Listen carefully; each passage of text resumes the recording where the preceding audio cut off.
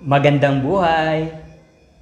Umabot na ba sa point na desperado ka na patungkol sa isang relationship?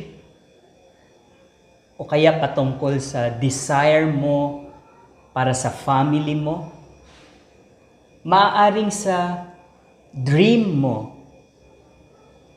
sa career, o kaya sa business mo, maging sa finances, o maging sa health mo. Are you desperate?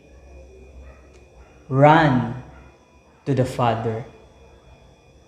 At ngayon ay matuto tayo mismo sa ating Panginoong Hesukristo.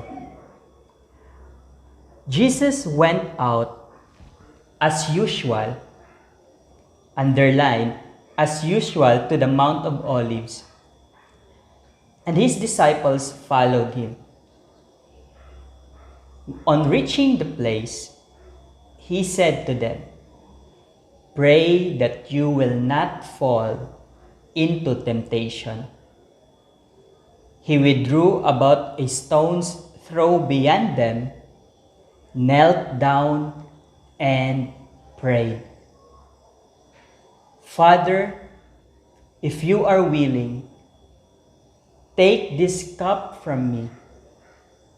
Yet not my will, but yours be done." An angel from heaven appeared to him and strengthened him. And being in anguish, he prayed more earnestly, and his sweat was like drops of blood falling to the ground. Ito yung panahon na bago dakpin si Jesus, bago siya ipako sa krus at haharapin niya ang kamatayan. Ang paglapit niya sa Diyos Ama ay palagi na niyang ginagawa. Ito ay hindi na bago sa kanya. As usual, ito ay ginagawa niya hindi lang kung may malaki siyang pagsubok na pinagdaanan, kundi kahit sa araw-araw ng kanyang buhay. Bago siya mag-minister, bago siya magpagaling ng may mga sakit, bago siya kumausap ng mga tao, ay nakikipag-meet muna siya sa Diyos Ama. Ito yung appointment na hinding-hindi niya ipagpapalit sa iba. Jesus' priority was his intimacy with God the Father. The result of intimacy is trust. In any relationship naman kapag may intimacy ka sa isang tao, ay doon ka nagkakaroon ng matibay na pagtitiwala.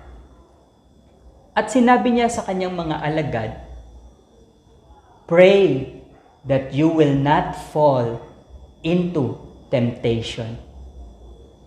Lahat ng temptations, ang nais nito ay mapalayo tayo sa kalooban ng Diyos. And obviously, temptations does not come from God. When tempted, no one should say, "God is tempting me." For God cannot be tempted by evil, nor does He tempt anyone. But each person is tempted when they are dragged away by their own evil desire and enticed. Kahit ba si Jesus ay pwedeng matempt? Nag-i-struggle din ba siya? Yes. During that time, siya ay tao na katulad din natin na dumaan sa pagsubok. But yet, he did not fall into temptation. Kaya ano yung prayer ni Jesus? "Father, if you are willing, take this cup from me, yet not my will, but yours be done." Dito sa prayer ni Jesus, we can see His willingness to surrender His will to the Father. Ito ang tanong ko sa iyo, maging sa sarili ko. Are you willing or are we willing to surrender our will to God? Even though he was struggling, Jesus was willing. Nakikita ni Lord yan. Kahit nag-i-struggle ka, pero willing ka pa rin mag-submit sa Kanya. At sa ating kahinaan, ang Diyos ang ating kalakasan. Siya ang magpapalakas sa atin. An angel from heaven appeared to him and strengthened him. Hindi ito simpleng prayer na, Lord, not my will, but yours be done. Kung kasama ka sa mga alagad ni Kristo noong oras na iyon, maririnig mo ang panalangin na ito. This prayer is a prayer of desperation. And being in anguish, he prayed more earnestly, and his sweat was like drops of blood falling to the ground. This prayer is a prayer of desperation. Kadalasan, kapag ang tao ay desperado, gagawin ang lahat kahit ito ay labag sa kalooban ng Diyos. Dahil desperado ka, nakakaisip ka ng mga bagay na illegal. Magnanakaw ka, papatay ka, gagawin kahit alam mong hindi tama at makakapagpahamak sa iyo. The world makes us desperate to snatch us away from God's will.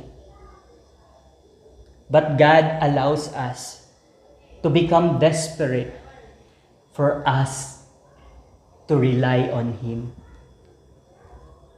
Minsan kasi tayo sigurista no? Gusto ko muna makita ang plano mo, Lord. Lord, sabihin mo muna saan mo ako dadalhin bago ako susunod sa iyo.